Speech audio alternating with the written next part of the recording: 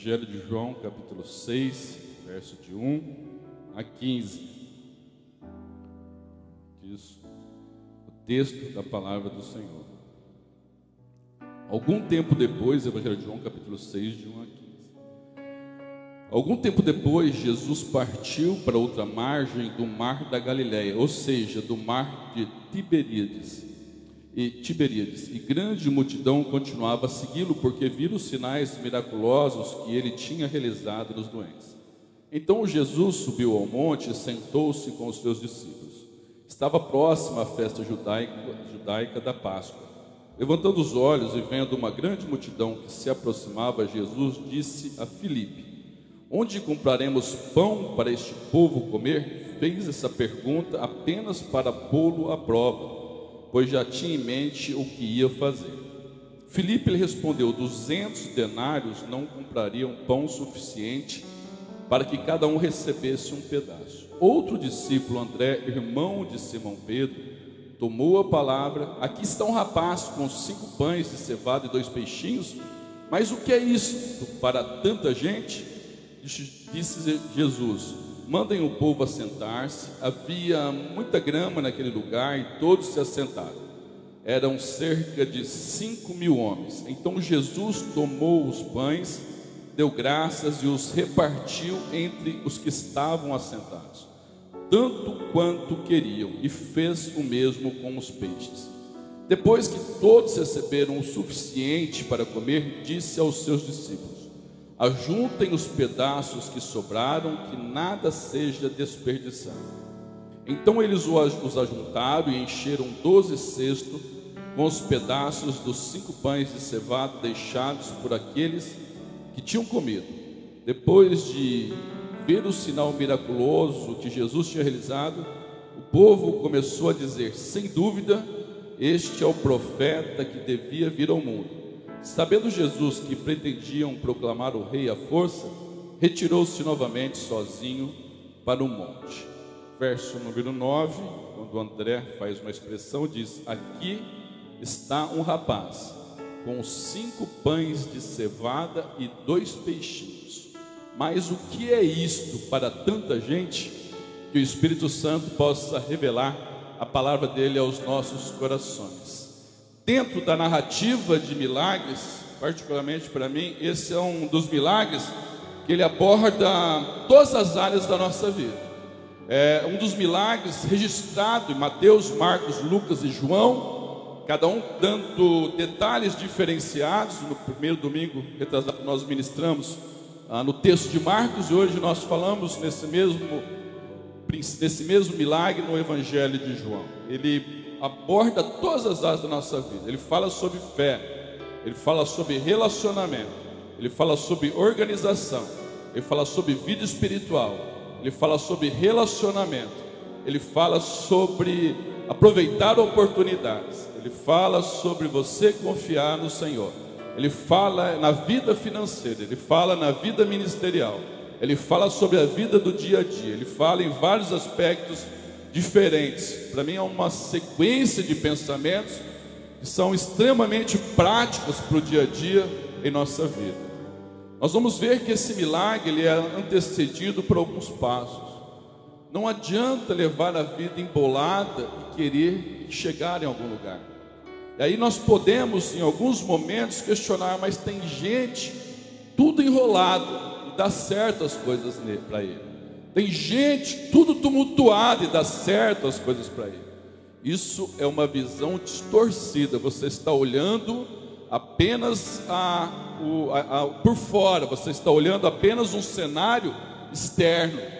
É impossível experimentar base, chegar no projeto de Deus. O projeto e o plano do Senhor para mim, para você, é ser bem sucedido. Isso não é uma mensagem triunfalista que a vida só vai dar certo as coisas.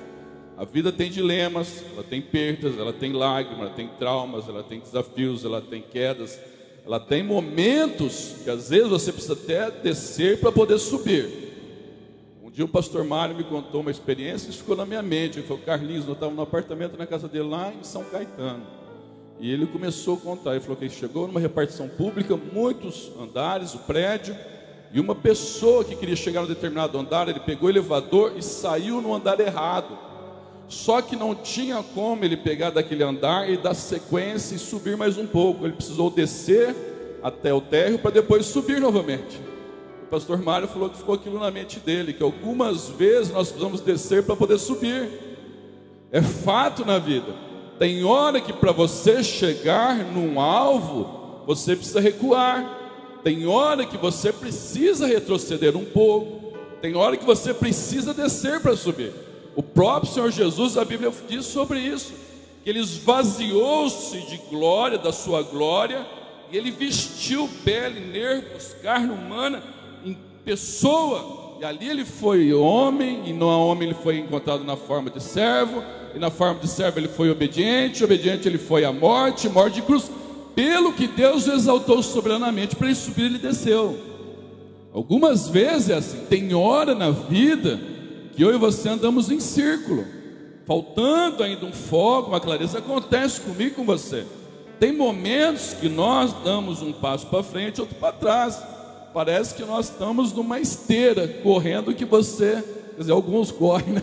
E você, essa analogia para alguns aí da academia, parece que você está numa esteira, correndo, e você não sai do lugar. Tem momentos que é dessa maneira, mas não é o plano para você passar a vida toda assim. Deus não criou alguém só para descer, e bater no fundo do poço e terminar. Deus não criou alguém para andar em círculo, andar 40 anos e ali ficar perecendo no deserto. Deus não criou alguém para dar um passo para frente, 2, 3, 4, ou como caranguejo andar de lado. Deus não criou, definitivamente eu não creio que Deus criou alguém para isso. Por outro lado, os propósitos de Deus, eles não são automáticos, eles não são mecânicos, senão todas as pessoas experimentariam, irmãos. Se fosse mecânico, não implicasse em cooperação, escolha e decisões, todo mundo experimentaria automaticamente. Levar a vida embolado, levar a vida tumultuada, ela não nos permite, ela não nos leva a experimentar do projeto de Deus. Eu tenho entendido isso na minha vida e de todas as pessoas, que alguns hábitos para entrar eles chegam rápido, para sair são difíceis. Alguém já disse que um mau hábito, não é um mau hálito, um mau hábito é igual uma cama no dia de frio quando você está com sono. Para deitar é fácil, para levantar é uma briga. Esses dias, você com sono, estava ótimo para deitar na cama. Na hora de levantar, que desafio, que guerra. Para tomar banho, segura na mão do Senhor e vai. E vai em fé. E vai em fé. Mas vai, irmão. Fica sem ir não. Vai porque você vai ajudar você, os irmãos e a família. Ajuda todos. Vai na fé, mas vai. Tem hora que eu vou entender essa questão sobre o projeto de Deus para a minha vida e para a sua vida, que existe uma decisão do coração, existe uma postura do coração. O projeto de Deus não é levar embolada. Às vezes tem coisas que entram em nossa vida, elas entram rápido. Para sair, precisa da graça e do poder do Senhor Jesus. Esse texto vai falar um milagre que realizou o Senhor Jesus e algumas verdades. Eu quero caminhar alguns pensamentos nesta noite, extremamente simples, mas para mim faz toda a diferença, irmãos. Para mim faz toda a diferença para que você e eu experimentemos. Claro que só o cenário, o pano de fundo, nós já sabemos. Jesus, ele leva os discípulos ao momento, um lugar mais isolado para descansar. Era para dar um stand-by, uma férias para os discípulos, que estavam correndo demais no ministério. Só que quando chega a multidão aflita, necessitada, carente, angustiada, vai até Jesus, e ele, como o pastor dos pastores, ele atende a cada um. Só que vai passando as horas, vai escurecendo, é um deserto, não tem lugar para comprar, existe aproximadamente, comprar refeição, existe aproximadamente 12 mil pessoas, 10 a 12 mil pessoas, 5 mil homens, mais mulheres e crianças, 12 mil pessoas. Quando surge essa situação, olha, o que nós vamos fazer? Vai dispensá-los para ir para casa, para cada um tentar buscar seu alimento, sendo que correria um risco pelo horário, e quando aqui o texto fala, nesse texto de João, é o único que fala sobre Filipe e André. Quando Jesus chega para Filipe, pergunta para Filipe: o que nós vamos fazer? Olha aqui, Jesus perguntando para Filipe: o que nós vamos fazer? Mas a Bíblia diz que ele estava provando Filipe. Ele já sabia o que ele tinha em mente. Ele queria ver a resposta do coração de Filipe.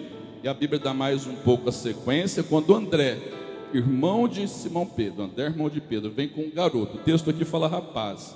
Algumas traduções, como a mensagem, fala menino. Ele trouxe um teen, um júnior, creio que um adolescente, com o lanche, 5 pães e 2 peixinhos. E dali resulta o grande milagre do Senhor. Eu creio convictamente que Deus sempre nos surpreende. Eu creio convictamente que a vida, apesar de lágrimas, de vales e de dificuldades, o projeto de Deus e a palavra final é dele. Eu creio convictamente que o Senhor não criou ninguém para ser frustrado, para olhar a vida pelo retrovisor e dizer: não está valendo a pena, não valeu em nada a pena. É projeto dele para que a minha vida e a sua vida possa valer a pena. O texto, como eu falei, ele está implícito nele. Há vários pensamentos que nós podemos aplicar. Eu caminhei em alguns no domingo retrasado, hoje mais alguns, e nós voltaremos em alguns outros. Algumas coisas para que eu experimente do milagre. Esse milagre, ele é precedido. Esta noite eu quero abordar 4 questões. Esse milagre, o que antecede ele de acontecer? Tem uma sequência de situações. A primeira delas, o Senhor já tem em mente o que ele vai fazer na minha vida e na tua vida. Não tem nada que pegue a Deus de surpresa. A Bíblia diz no versos 5 e 6 que ele levantou os olhos de uma grande multidão que se aproximava e Jesus disse a Filipe: onde nós compraremos o pão para que este povo comer? Fez essa pergunta apenas para pô-lo em prova, pois já tinha em mente o que ia fazer. Jesus já tem em mente o que ele vai fazer na minha vida e na tua vida. Ele está no controle da situação. Ele não tem nada que pegue a Deus de surpresa, irmãos. Não tem nada que eu faça que deixe Deus boquiaberto, estupefado, atônito, assustado, impressionado, angustiado, temeroso. Falou: o que aconteceu com meu filho? Não tem nada. Ele continua no controle de todas as coisas. Não tem nada que aconteça na minha vida e na sua vida que Deus põe a mão no queixo, como as figuras dos filósofos, e fica olhando e falando: o que eu vou fazer agora? Não tem nada. Não tem nada que demônios, principados e potestades invistam, levantem armadilhas e tentem que pegue o Senhor de surpresa, para ele ter um plano B, C, D, E e F para poder resolver o problema. Ele está no controle de todas as coisas. Ele nunca perdeu o controle da história. O Senhor nunca perdeu o controle da história. Antes da criação, meio, fim, consumação de todas as coisas, a palavra inicial e final é do Senhor. Só existe uma trajetória de existência que Ele dá liberdade das pessoas escolherem, que não são robotizadas, nem mecanizadas, nem isentas de vontade ou escolhas próprias, mas Ele tem a palavra final. Demônios podem espernear, Satanás pode levantar e questionar, e aterrorizar, e intimidar, e fazer, e tentar superdimensionar o seu poder, mas a palavra final está na mão do Senhor. Ele não perdeu o controle nunca. Nós ficamos assustados com as coisas mais simples, nós ficamos atônitos. Talvez um exemplo mais claro foi o jogo do Brasil e Alemanha. A população brasileira ficou olhando, o pessoal foi lá, estourou a pipoquinha, pegou a guaraná, pegou a coca, pegou lá, pôs na mesa, preparou. Sabíamos que ia ser difícil, sabíamos que ia ser, mas o consenso, e você vê depois das postagens, todos os lugares, e o consenso, o pessoal sentou, pegou de surpresa. 1, 2, 3, 4, 5. O pessoal falou: será que eu estou sonhando? Será que está acontecendo isso? Dá uma sensação esquisita na gente, porque pega de surpresa, ninguém espera aquilo. Hoje nós vamos falar de futebol, só da seleção, para não ficar o pessoal não gosta das brincadeiras de time pós-culto igual no domingo como hoje, então nós vamos falar de futebol. Mas no jogo da Alemanha, nós pegou de surpresa, nós ficamos surpresos. que está acontecendo? O que está acontecendo? E você fica atônito. A maioria parou e ficou olhando a televisão, ali meio, com todo o respeito, cara de pastel, olhando ali. Nem sei porque fala cara de pastel até hoje, não sei porque que essa analogia deve ter alguma, nem sei porque que fala cara de pastel até hoje, mas deve ter alguma explicação. E ficou ali. Deus não tem nada que pegue ele de surpresa. Não tem uma derrota, não tem um problema, não tem uma dificuldade, não tem uma crise, não tem um tumulto, não tem nada. A Bíblia diz que quando ele olhou Jesus, a multidão aproximando, ele pergunta para Filipe, não era uma pegadinha, não era para poder apenas criar um labirinto existencial na mente de Filipe, era para provar o coração. Filipe, o que nós vamos fazer? Sabe por quê, irmãos? Apesar de nós teoricamente, teologicamente e mentalmente saber que Deus está no controle, quando chega na questão empírica, na experiência, na prática, no dia a dia, dá a impressão que não é assim. Por isso nós nos debatemos, por isso nós nos angustiamos, por isso nós ficamos ansiosos e tentamos fazer da nossa maneira e buscamos soluções que são simplesmente paliativas para poder resolver um problema, porque lá no fundo ainda falta aquele insight de falar, ó, Deus está no controle. Porque quando eu creio plenamente que Deus está no controle, meu coração descansa. Deus está no controle. Deus está no controle, eu estou nos braços dele. É interessante que os pais vieram aqui com a Melanie, eu, o André, a Denise. Ela veio dormindo, porque ela confia, está nos braços, ela confia. Passou do braço dele para a Leninha, ela continuou dormindo tranquilamente. Ela não ficou, vou cair. Será porque ela confia. Quando eu estou nos braços do Senhor e eu confio, eu sei que Ele está cuidando de mim. Eu sei que a prova pode ser dura. Eu sei que tem momentos que vai acontecer isso. O que é 5 pães e 2 peixinhos para tanta gente? O que representa? Mas eu sei que Ele está cuidando. Eu sei que Ele vai fazer o melhor. Ele tem em mente o projeto que tem para a minha vida e sua vida. O problema é que quando nós tentamos ajudar a Deus, nós atrapalhamos. O problema é que quando nós tentamos buscar atalho, nós vamos para mais longe. O problema é que quando nós começamos a procurar mecanismos próprios para chegar, Deus não pode fazer. Por isso, algumas vezes, Ele dá um passo para trás, espera eu me debater um pouco, isso está escrito em Oséias, e recuarei até que eu falei, Deus, me ajuda. Deus é para estar no começo, meio e fim da minha e da tua história. Muitas vezes pode acontecer comigo e com você. As pessoas chegam, só Deus na causa agora. Só Deus, mas só Deus é o começo, não é o fim.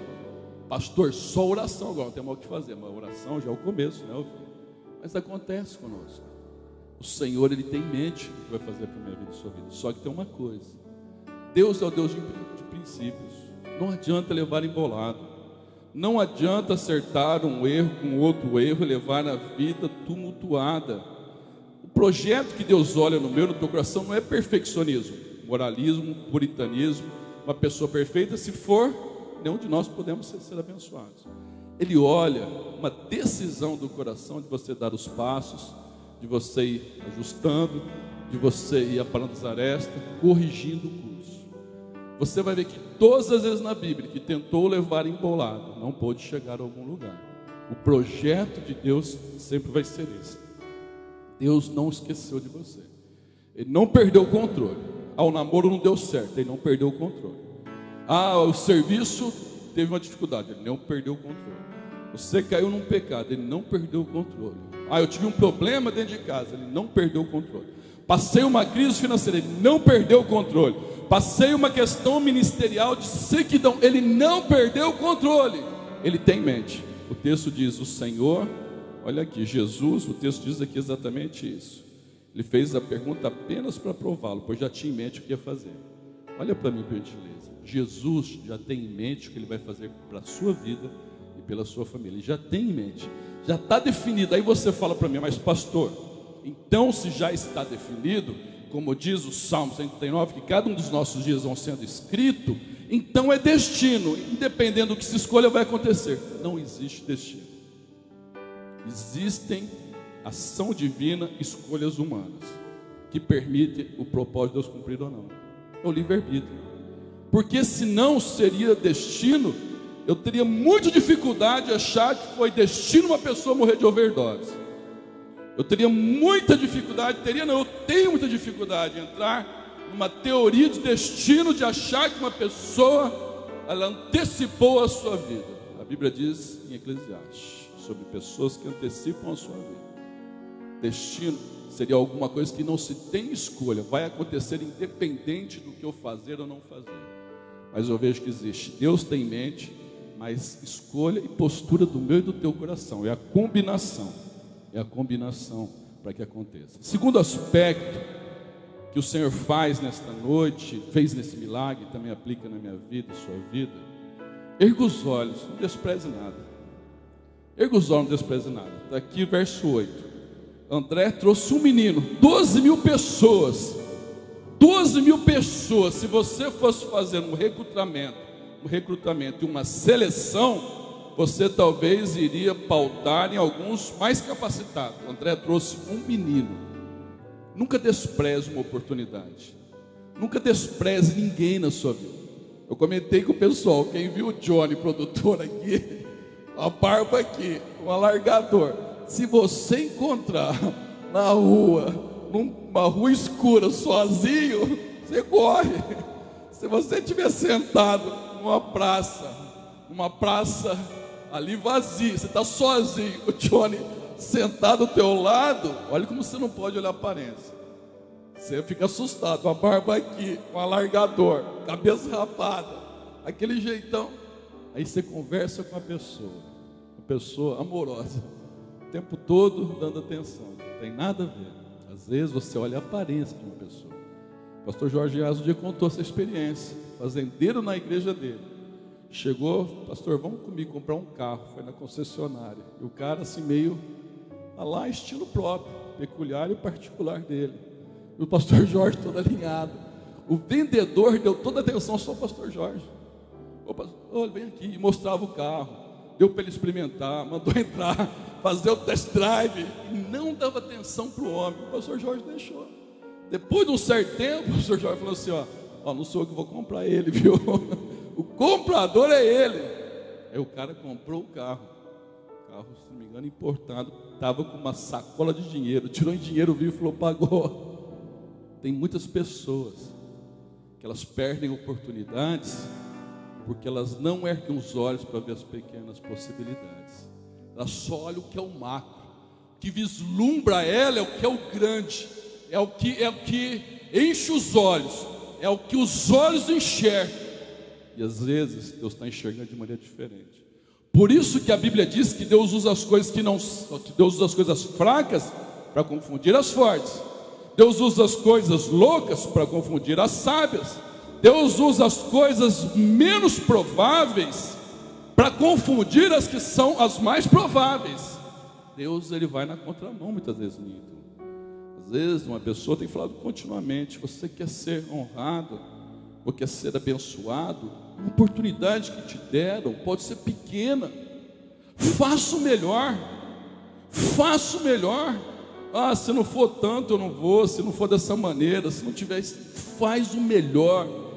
Você nunca se compare com ninguém. Nunca se compare com ninguém. Porque você pode desenvolver uma teoria de comparação e você não chegar em lugar nenhum, com todo respeito eu, e os outros prosperarem e você achar que a pessoa é meio desligada, ela vai para frente e você fica para trás. Nunca despreze ninguém. Se você se comparar com pessoas, sempre você vai achar que alguém faz melhor. E você vai sentir-se uma pessoa inferiorizada. Mas sempre você vai encontrar alguém que você faz melhor. Você pode de repente sentir melhor que a pessoa. Você pode se sentir superior. Nunca se compare. Nunca despreze as oportunidades. Irmãos, aqui é um princípio. Erga os olhos. Você imagina 12 mil pessoas. Eu fico olhando o André. Estava lá, como que ele descobriu esse menino? Porque, irmãos, na lógica é para nem ter qualquer possibilidade. Porque Às vezes você olha, a demanda é tão grande, a necessidade é tão grande. O que é 5 pães e 2 peixinhos para tanta gente? Madre Teresa falou que a necessidade do mundo é igual a um oceano, mas se cada um colocar uma gota, vai fazendo a diferença.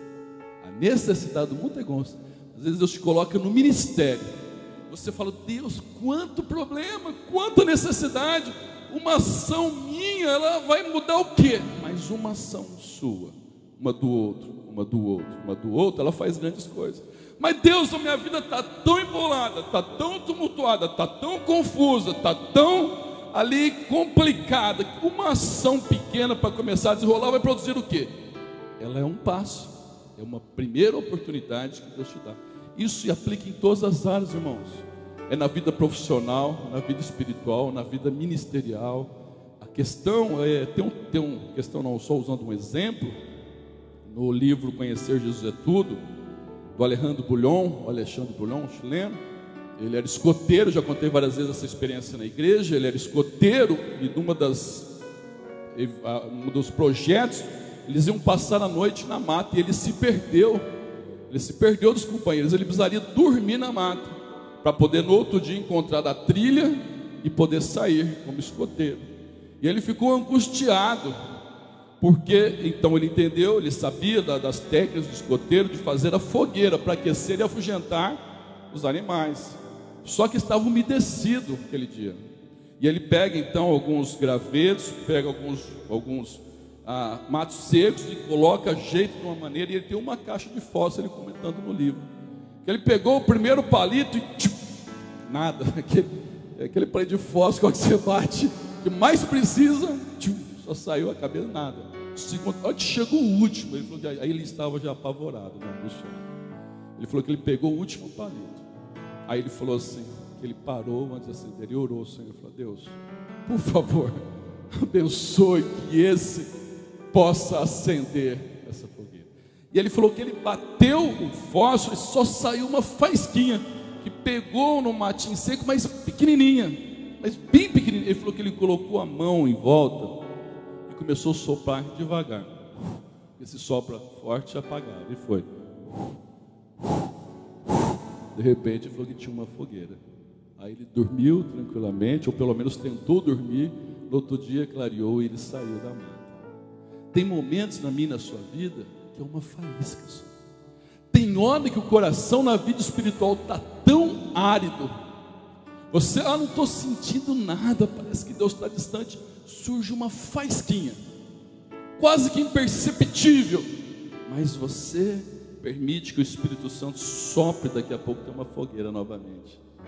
Tem uma situação na tua vida que você está passando, você só vê uma frestinha de luz, não dá para nem perceber, apenas um ponto de luz. Aí você continua confiando, de repente toma forma. Surge uma oportunidade, ela parece pequena, ela parece muitas vezes sem expressão. Às vezes você desce para você subir. O que acontece é que muitos descem, murmuram, fecham o coração e não conseguem subir. Vou falar um pouco mais. Aí você não despreza as pequenas coisas.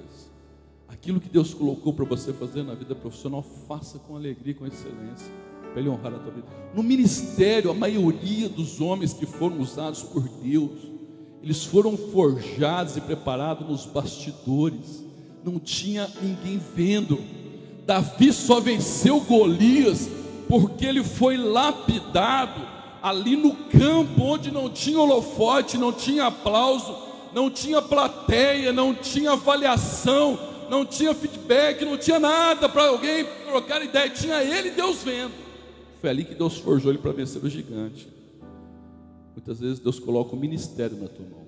Pode ser pequeno, pode ser um pequeno começo. O que é 5 pães e 2 peixinhos para tanta gente? O que é isso? O que é uma pequena oportunidade na minha vida com tantos desafios? O que é um primeiro passo? Mas é ali que Deus honra a minha e a tua vida. Às vezes nós temos momentos, nós temos algumas filosofia de vida assim, gente, já estou errando tanto, um a mais, um a menos, não muda nada. Já está tão embolado que um a mais, um a menos não vai, na contabilidade final, lucro e prejuízo não vai dar muita diferença. mas dá diferença. Dá diferença. Ah, mas tem tanta coisa para mim ajustar, se eu ajustar uma, é tão pequena, mas essa pequena pode ser o início de uma coisa grande, extraordinária que você vai fazer na tua vida. É dessa maneira. Um sonho que Deus coloca na tua vida. Às vezes Deus coloca um sonho na tua vida, irmãos. Tem sonhos que eles surgem na caminhada, e tem sonhos desde pequeno. O Abraham, desde os 6 anos, o Abraham tinha sonho de ser médico. Desde os 6 anos ele falava em casa: eu vou fazer medicina. Eu vou fazer medicina. E nós achávamos que era coisa de criança. E nós achávamos que aquelas ideias de... Chegou aos 10 anos, vou fazer medicina. Chegou aos 15 anos, vou fazer medicina. E terminou o 3º colegial, vou fazer medicina. E foi para o 1º ano, prestou, não deu certo. Você falou: Abraham, você quer mudar? Porque nós nunca pressionamos, nós nunca pedimos, nós nunca falamos, nós nunca falamos, você tem que fazer. Você quer mudar para não ficar uma pressão? Não, eu não quero, não tenho. Você tem algum curso alternativo? Não tenho, eu quero fazer medicina. E 2º ano e não deu certo. Abraham, algumas vezes ligava chorando: você quer mudar? Para nós está tudo em ordem, que você for, está bem, está ótimo. Eu quero fazer medicina. 3º ano.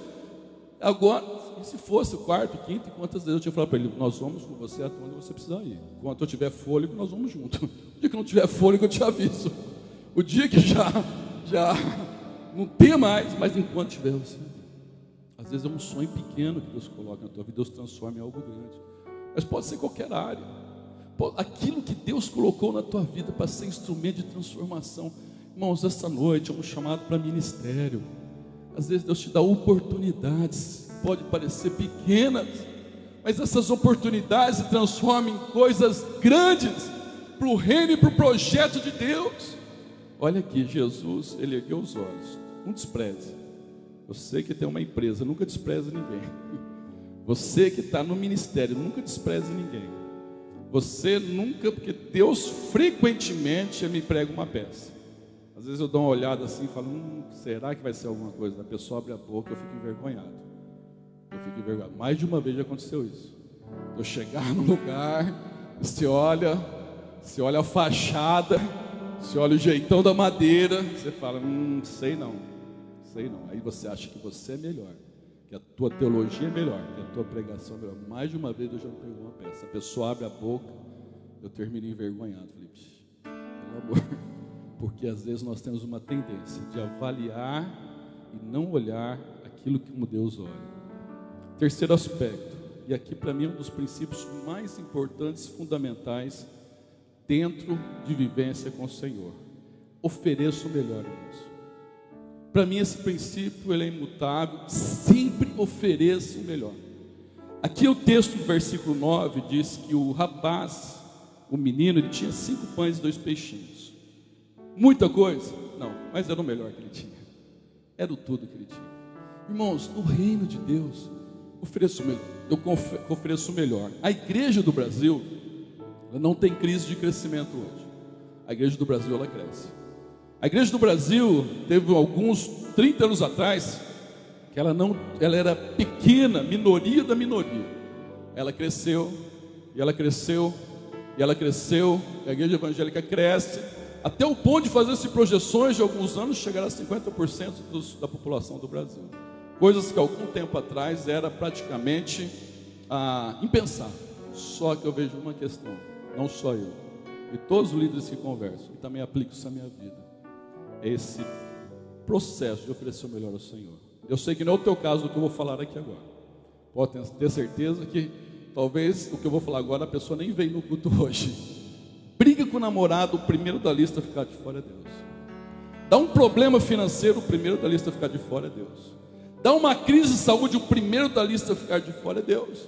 Dá uma crise na família, o primeiro a ser atingido é Deus. Aí as pessoas me falam: não, pastor, que isso? A minha fé está do mesmo jeito. Estou com Deus e não abro, não mudei nada. Mas a pessoa, ela para de louvar, ela para de adorar, ela para de evangelizar, ela diminui o ritmo de igreja, ela para de contribuir, ela para de servir, ela para de celebrar, ela para de pensar, de sonhar. E a pessoa fala: não atingiu nada. Não, atingiu tudo. Só que o primeiro a ser atingido muitas vezes é Deus. Deus nem tinha nada a ver com a história. Deus nem tinha nada a ver com aquele problema. Pelo contrário, Deus quer resolver ajudar você naquele problema. E essa decisão do coração, irmãos, de oferecer o melhor ao Senhor faz diferença na minha e na tua vida. Deus não olha a quantidade, Deus olha a qualidade. Para mim não precisa nem, meu amado, você vai ver na Bíblia várias vezes isso. Por que que Deus usou Davi? Eu fico olhando, se eu pegasse, eu e você olhássemos o portfólio de alguns homens, como Davi, mesmo no Novo Testamento, como Pedro, para ser um líder da igreja cristã, você ia falar assim, mas não passaria no crivo de currículos nosso, ou de avaliação. Mas por que que Deus usou? Porque eram os disponíveis, porque eram os que ofereciam o melhor ao Senhor, do seu jeito, da sua maneira, mas amavam o Senhor acima de todas as coisas. Faça sol, faça chuva, estou ali com o Senhor. Faça sol, faça chuva. Eu ouço muito a expressão, estamos juntos, estamos juntos. Isso no geral, não é junto de mim, junto de Deus. Estamos juntos, hein, Senhor? Mas, aí de repente, a questão, esse é o diferencial. Você vai ver na Bíblia, Malaquias, Deus está tendo um questionamento com o povo. Que na oferta dos animais, que acontecia no Velho Testamento, eles guardavam o melhor e levavam os feridos, os machucados, os com defeito. E Deus fala, o servo merece a honra, o pai merece o respeito. E eu, onde eu apareço? Meu amado, ofereça o melhor louvor ao Senhor. Na vida financeira, ofereça o melhor ao Senhor. Do teu tempo, ofereça o melhor ao Senhor. Da tua disposição, ofereça o melhor ao Senhor. Mas quando? Sempre. Dando tudo bem? Sempre. Dando tudo mal? Sempre. Chovendo? Sempre. Esfriando, calor, frio? Sempre. Aqui tem um princípio, irmãos. Isso faz a diferença. Ofereça o melhor, Deus vai honrar a tua vida. Para mim, eu já falei tantas vezes na igreja. Eu traduzi, a minha forma de avaliar, Mateus 6,33. Buscar em primeiro o reino de Deus, sua justiça, as demais coisas vos serão acrescentadas. Cuida das minhas coisas, que eu vou cuidar das tuas. Eu vou errar em cuidar do Senhor. Ele não vai errar nunca em cuidar das minhas e das tuas. Último aspecto que eu quero terminar nesta noite para participar da ceia. Esse milagre, ele é precedido pelo o Senhor está no controle, olhar as possibilidades, oportunidades mesmo menores ou pequenas, não desprezar nada, oferecer o melhor. E a última questão nesta noite, a Bíblia diz no verso de número 11, então Jesus tomou os pães, deu graças e repartiu. Gratidão. Um dos sentimentos mais nobres que existe é gratidão. E um dos sentimentos mais nocivos que existe na vida de uma pessoa é ingratidão. Um dos sentimentos que permite Deus trazer coisas boas na minha e na sua vida é gratidão. É saber agradecer. Eu posso não ter tudo quanto eu gostaria, mas eu agradeço por tudo quanto Deus tem me dado. 5 pães e 2 peixinhos. Eu falei no domingo atrasado. Às vezes a pessoa, ela pega o salário, ela amaldiçoa o salário. Às vezes ela amaldiçoa o lugar que ela está. Tem gente que chega em casa brigando por causa da comida. Tem filho que briga por causa da mistura. Tem filho que tem 3 misturas, ele sai brigando, sai batendo porta. Olha aí, gratidão, irmãos. A gratidão, uma pessoa, às vezes ela faz 99 coisas certas. A primeira que ela não dá certo, ela fala um não. A primeira o não fica marcada, as 99 a pessoa perde de vista. Gratidão é o sentimento e é a atitude que permite Deus fazer algo novo na minha e na sua vida. Muitas pessoas param aqui. Você vai ver quando Jesus curou aqueles leprosos à distância, de 10 voltou um, Jesus perguntou, cadê os outros? Foram embora. Ah, mas eu sou grato. Mas gratidão, se não traduzir em ações práticas, não é gratidão. É apenas expressão verbal de gratidão. A gratidão pode ser que você não está no serviço que você gostaria de estar, mas seja grata até que Deus te coloque onde Ele quer te colocar. Pode ser que você não está na cidade que você gostaria de estar, mas agradeça, porque no tempo certo Ele faz a transição. Pode ser que você não vive o momento melhor da sua vida, mas seja grato. Sem querer ficar só usando o exemplo do Abner nesta noite, para mim isso daqui é muito forte. Quando o Abner fez o vestibular de medicina, a primeira ideia que ele teve era que ele gostaria de passar no Rio de Janeiro. A primeira ideia que ele teve era passar na Unirio, mas pontuação. E depois, dentro da pontuação dele, o projeto era passar em Alfenas, perto, 350 quilômetros, mais perto de casa. O projeto era passar Ribeirão e Rio Preto, mas na altura de cadastrar a nota do Enem, Alfenas era um sonho de consumo, mas não dava, a nota tinha que ficar na lista de espera. Ele cadastrou em Rondonópolis, que ele foi a primeira nota em Rondonópolis. Rondonópolis é longe. Rondonópolis é longe. De carro, deu quanto? 13 horas de viagem, né? Acho que 13 horas de viagem de carro. Quase 12 horas de viagem de carro. Porque a estrada é São Paulo, depois entra no Mato Grosso do Sul, a estrada já fica um pouquinho diferente, mas ainda boa. E chega no Mato Grosso mesmo, aí buraco. Tem buraco na fila esperando para entrar na pista. É impressionante. Essa daí foi boa, né? Daí dá uma piadinha. Essa é uma piadinha daqui. Ah lá, o Mendes até gostou, até o Mendes gostou. Essa é uma piadinha. Essa aí foi. Olha, eu tenho que explicar ao pessoal que é uma piadinha, senão a pessoa não dá risada. O pessoal falou que ria mais de eu dar risada do que da piada em si, mas tá bom, tá valendo. Tá valendo. Nós chegamos lá, muito boa, gostei, mas não era o projeto, mas é longe. O Abner é muito caseiro. O Felipe já sei, foi mais alongado. Agora que o Felipe está caseirão. Agora o Felipe está comprando. O Felipe para mim é alongadão. Agora o Felipe está caseirão. Mas o Abner sempre foi meio bebezão, caseiro. Gosta da comida da avó, da comida da mãe. Gosta de estar em casa. E nós somos, nunca falei nada de distância, pelo contrário, Abner tem que encarar. Quando nós estávamos em Rondonópolis, eu falei uma coisa para o Abner. Abner, sabe qual é o princípio para que Deus abra outras portas? Seja grato onde Deus te colocou. Falei com ele para falar, pode ser que aqui, que as pessoas falam, calor, traz ar-condicionado, você derrete aqui, tá... E a distância, para voltar para casa, né? Ixi, todo um desafio. Lá em Rondonópolis, eu falei para ele essa questão, esse princípio aqui, seja grato. Pode ser que não é aonde você gostaria de estar, mas seja grato, agradeça, faça o melhor. Se Deus te deu essa oportunidade, louve o Senhor por isso. Onde Deus permite abrir outras portas. Nós agradecemos lá por isso. Chegou na semana seguinte, veio a notícia de Alfenas, que ele tinha passado em Alfenas. Chegou no meio do ano, veio a notícia que ele tinha passado naquela do Rio de Janeiro, que ele queria primeiro, mas escolheu ficar em Alfenas. Esse princípio funciona nisso. Deus te coloca num lugar que você às vezes nem é aquilo que você queria, mas para que Ele possa fazer algo melhor, agradeça. Você pode não estar vivendo o melhor momento da tua vida, as coisas estão muito complicadas, mas agradeça ao Senhor, porque vai permitir Ele abrir as portas. Na minha vida, eu vou encerrar aqui. Pode ser que na tua é diferente. Na minha, estou falando de experiência própria. Todas as vezes que eu começo a reclamar, todas as vezes que eu fico ranzinho, e não são poucas, que eu falo, e às vezes você fala um negócio, fala outro, você fica meio crítico, eu sinto o coração angustiado. Eu sinto, parece que o clima fica meio fechado.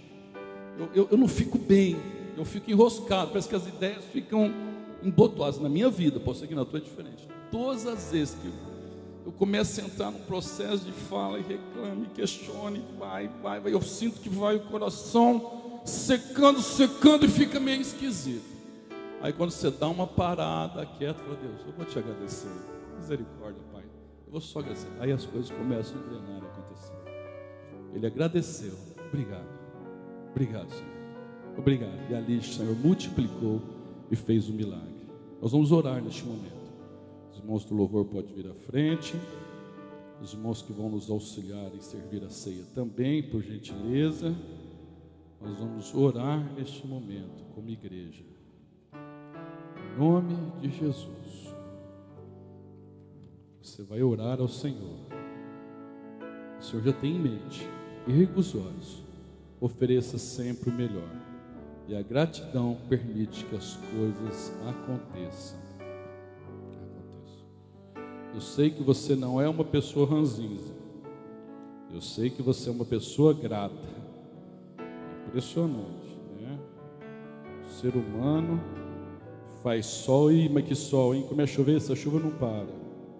Esquenta aí, que calor, não aguenta esse calor, dá um esfriado. Nossa, que frio, hein? Pelo amor. É interessante. Eu sei que você não é assim. Tem gente que chega em casa, você não é assim. Ela só reclama, não agradece. Ela não tem uma palavra de gratidão para agradecer. Obrigado. Às vezes a pessoa está vivendo momentos que no meio da dificuldade Deus tem cuidado dela. Ela não consegue enxergar. Eu estou falando para você, a Bíblia não fala para você por tudo dai graça. Ela fala em tudo dai graça. Por tudo você fala que seria você falar, obrigado porque estou com essa enxaqueca que não aguento ela, mas não é por tudo. É em tudo. Deus, Obrigado porque no meio disso tudo que eu estou passando, o Senhor está cuidando da minha vida. O Senhor é a força da minha vida, o Senhor é a luz da minha salvação. E aí o milagre aconteceu. Os 5 pães e 2 peixinhos alimentou 12.000 pessoas. E abrindo parênteses, sobrou. Quando Deus faz, Ele faz com abundância. Deus não pinga as gotas, Ele abre a janela do céu e derrama bênção tal que dela advém a maior abastança. Cria nisso de todo o teu coração. Feche teus olhos, ora ao Senhor. Nós vamos celebrar a ceia neste momento. Fala para o Senhor, fala: Deus, o Senhor está no controle. O Senhor não perdeu o controle, né? O Senhor está no controle de todas as coisas. Ele está no controle de todas as coisas. Ore ao Senhor, em nome de Jesus. Ore ao Senhor.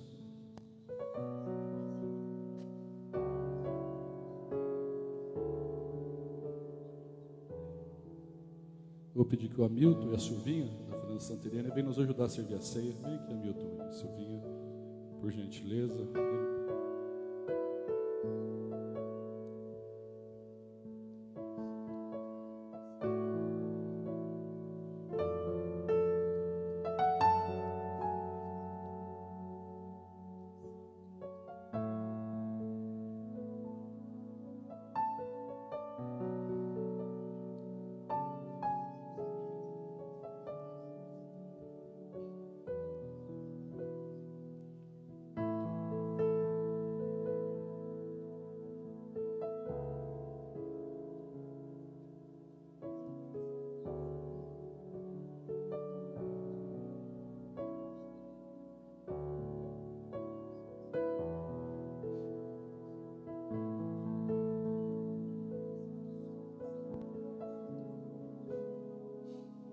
Senhor, nesta noite, a pessoa principal estava ali, Jesus.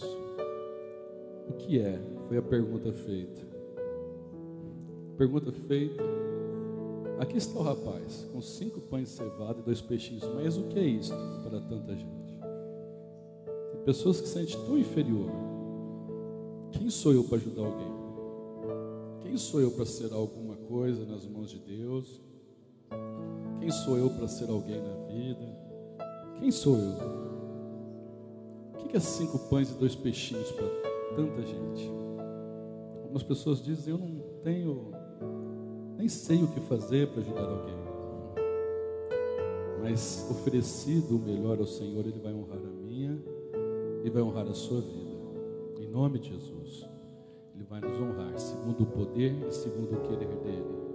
Em nome de Jesus, Ele vai honrar a minha e vai honrar a sua vida.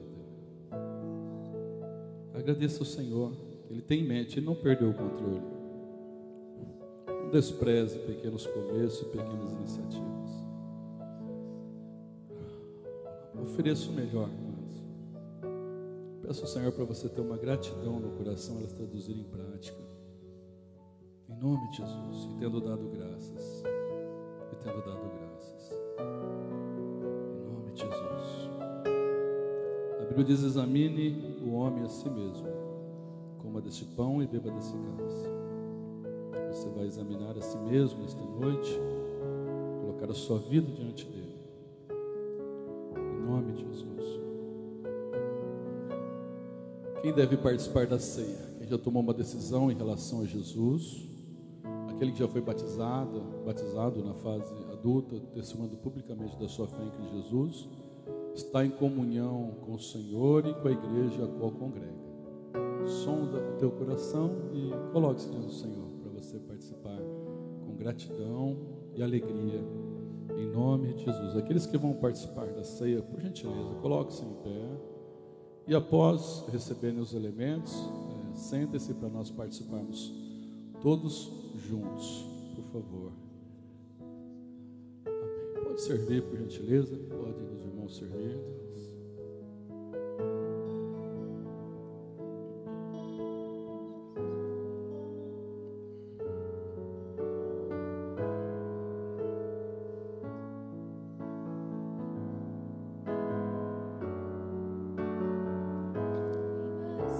As forças, poder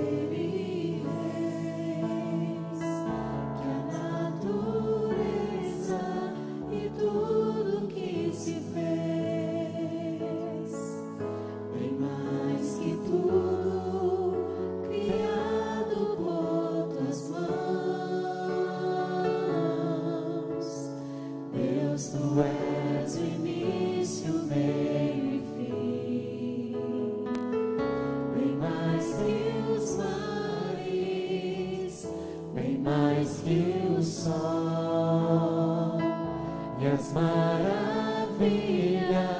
que o mundo conheceu, e as riquezas, tesouros dessa terra, incomparável és pra mim.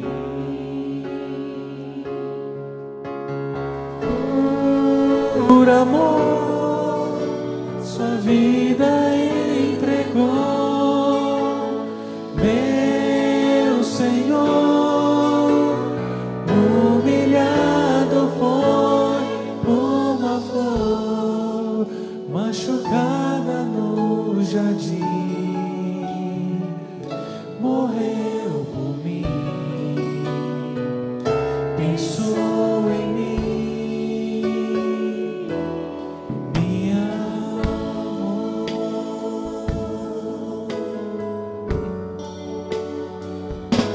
Mais que as forças, poder e reis, que a natureza e tudo